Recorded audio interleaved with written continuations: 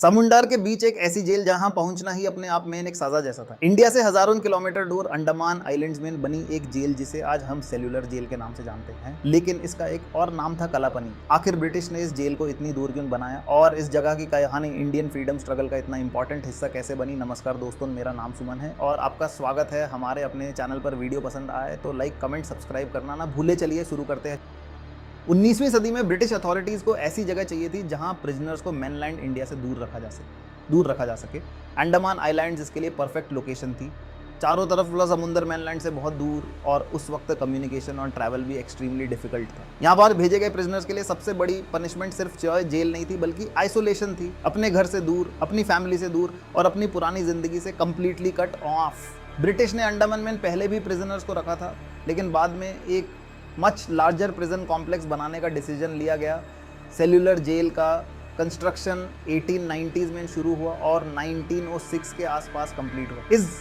इस जेल का design unusual था। इसकी 60 विंग्स एक सेंट्रल टावर से कनेक्टेड थी। हर प्रिजनर के लिए इंडिविजुअल सेल था। इसी वजह से इसका नाम पड़ा सेल्यूलर जेल। यहाँ आर्किटेक्चर का मेन आइडिया था आइसोलेशन और सर्वेलेंस। प्रिजनर्स को एक दूसरे से अलग रखा जा सके और उन पर नज़र रखना ईजी हो। लेकिन कालापानी सिर्फ जेल का निकनेम नहीं था। इंडियन सोसाइटी में समुंदर पार जाना हिस्टोरिकली एक सीरियस सोशल इशू माना जाता था और अंडमान की ज्योग्राफिकल आइसोलेशन ने इस नाम को और पावरफुल बना दिया। सोचो, एक तरफ एंडलेस ओशन, दूसरी तरफ जेल की वॉल्स और बीच में एक प्रिजनर जो अपने घर से हजारों किलोमीटर दूर था। इसी आइसोलेशन ने कालापानी को ब्रिटिश रूल के दौर में एक टेरिफाइंग सिंबल बना दिया। सेल्यूलर जेल का नाम इंडियन फ्रीडम मूवमेंट के कई पॉलिटिकल प्रिजनर्स के साथ जुड़ा हुआ है। इनमें सबसे फेमस नाम उनमें से एक था विनायक दामोदर सावरकर, लेकिन वो अकेला नाम नहीं था। कई रेवोल्यूशनरीज और पॉलिटिकल प्रिजनर्स को भी अंडमान भेजा गया। इन प्रिजनर्स की बैकग्राउंड्स अलग थी, लेकिन उनकी कॉमन रियलिटी थी ब्रिटिश कॉलोनियल प्रिजन सिस्टम। आज सेल्यूलर जेल में उनसे जुड़े रिकॉर्ड्स, फोटोग्राफ्स और एग्जिबिट्स उस पीरियड की हिस्ट्री को समझने में हेल्प करते हैं। सेल्यूलर जेल में लाइफ बिल्कुल नॉर्मल नहीं थी। प्रिजनर्स को स्ट्रिक्ट रूटीन्स फॉलो करने पड़ते थे। उनकी मूवमेंट रिस्ट्रिक्टेड थी, उन्हें लेबर करना पड़ता था और सबसे इंपॉर्टेंट, उन्हें आइसोलेशन का सामना करना पड़ता था। इंडिविजुअल सेल्स का डिजाइन ही ऐसा था कि प्रिजनर्स को एक दूसरे से मिनिमम कांटेक्ट हो। जेल की आर्किटेक्चर खुद एक साइकोलॉजिकल बैरियर बन गई थी। यहाँ फ्रीडम सिर्फ बाहर जाने की नहीं बल्कि अपने फैमिली और सोसाइटी से कनेक्शन की भी थी। लेकिन प्रिजनर्स ने हर सिचुएशन को साइलेंटली एक्सेप्ट नहीं किया। सेल्यूलर जेल में प्रिजनर्स ने अपनी कंडीशंस को लेकर प्रोटेस्ट्स और हंगर स्ट्राइक्स भी किए। उनकी डिमांड्स और रेजिस्टेंस ने ब्रिटिश अथॉरिटीज़ पर प्रेशर क्रिएट किया। जेल के अंदर का रेजिस्टेंस फ्रीडम स्ट्रगल की वाइडर स्टोरी का एक इंपॉर्टेंट चैप्टर बन गया। यानी सेल्यूलर जेल सिर्फ इम्प्रिजनमेंट की जगह नहीं रही, ये रेजिस्टेंस का भी सिंबल बन गई।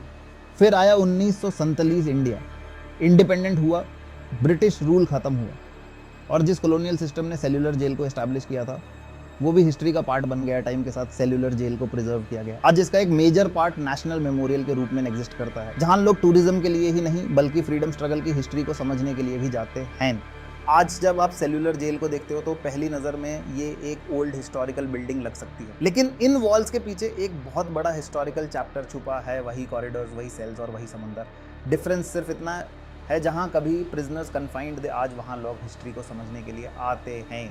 सेल्यूलर जेल की कहानी सिर्फ एक जेल की कहानी नहीं है, ये कॉलोनियल पावर की कहानी है, ये आइसोलेशन की कहानी है और ये उन लोगों की कहानी है जिन्होंने ब्रिटिश रूल के अगेंस्ट रेजिस्टेंस किया। आज कालापानी एक पनिशमेंट का सिंबल नहीं बल्कि इंडियन फ्रीडम स्ट्रगल की मेमोरी का सिंबल है। समुंदर अब भी वही है, जेल की वॉल्स भी खड़ी हैं, लेकिन जिस एम्पायर ने इसे बनाया था वो हिस्ट्री बन चुका है। और शायद इसलिए सेल्यूलर जेल हमें एक सिंपल बात याद दिलाती है, फ्रीडम की वैल्यू तब और ज़्यादा समझ आती है जब हम उस हिस्ट्री को समझते हैं जिसने उस फ्रीडम की कीमत दिखाई।